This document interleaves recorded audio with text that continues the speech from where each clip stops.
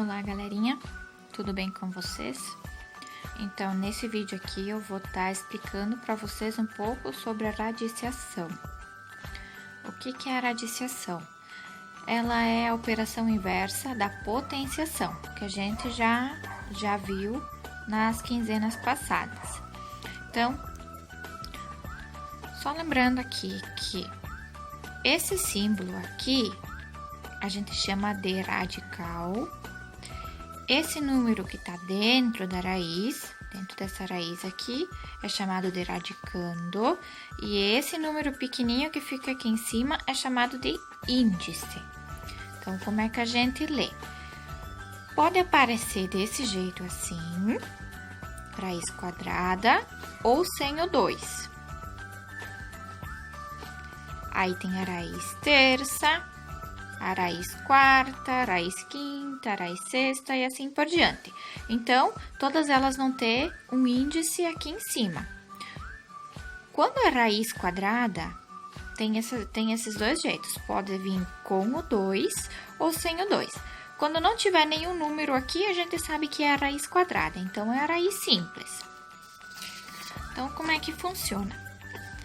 Na potenciação, a gente viu que quando é assim, 7 elevado ao quadrado é a mesma coisa que eu fazer 7 vezes 7.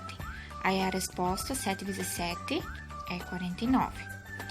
Na radiciação, eu vou pegar esse valor aqui, que é a resposta. Se eu tirar a raiz quadrada, vai ser 7. Por que 7? Porque 7 vezes 7 é a raiz quadrada. Então, por isso que a raiz de 49 dá 7. Então, eu tenho que estar cuidando o índice e o expoente, tem que ser o mesmo. Aqui não aparece, mas aqui é o 2, então é a raiz quadrada, a raiz simples.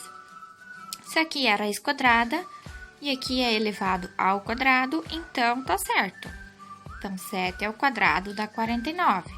Então, a raiz de 49 é 7, que é o número que eu tô multiplicando por ele mesmo. Aqui, outro exemplozinho. Se 2 ao quadrado, que é a mesma coisa que eu fazer 2 vezes 2, então 2 vezes 2 dá 4, então a raiz quadrada de 4 é o 2, que é o número que eu estou multiplicando por ele mesmo. Então, 2 vezes 2 dá 4. Então, a raiz de 4 é 2, que é o número grande aqui. É a minha base. Então, o que eu vou estar cuidando? Sempre esses números aqui de trás. Então, se 1 vezes 1 dá 1, então a raiz quadrada de 1 é igual a 1, que é o número que eu estou multiplicando. Se 2 vezes 2 dá 4, então a raiz de 4 é igual a 2. Então, eu sempre vou estar olhando os números da tabuada que são multiplicados por eles mesmos.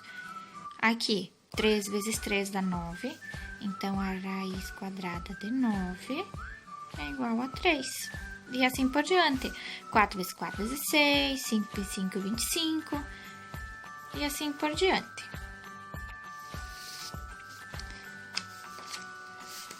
Agora, a gente vai ter um pouquinho mais aprofundado. Antes, nós tínhamos raiz quadrada. Agora, a gente vai ver um pouco na raiz cúbica. O que é a raiz cúbica? É eu multiplicar esse número aqui, multiplicado 3 vezes. Antes, nós tínhamos aqui elevado ao cubo, 2 elevado ao cubo. Então, a gente fazia 2 vezes 2 vezes 2. Porque esse número aqui diz que eu tenho que multiplicar o 2 3 vezes. Então, 2 vezes 2 vezes 2. Então, 2 vezes 2, 4. 2 vezes 4, 8. Então, se 2 elevado ao cubo dá 8, a raiz cúbica de 8 vai ter que ser 2. Porque 2 vezes 2 vezes 2 dá 8. Então, raiz cúbica de 8, 2. Então, ela tem que cuidar. Aqui é elevado ao cubo. Aqui é raiz cúbica. Então, é o mesmo. A resposta da raiz A resposta dessa potenciação, 2 elevado ao cubo, é o que está aqui dentro. Então, eu tenho que olhar que número que eu estou multiplicando, que vai ser o resultado.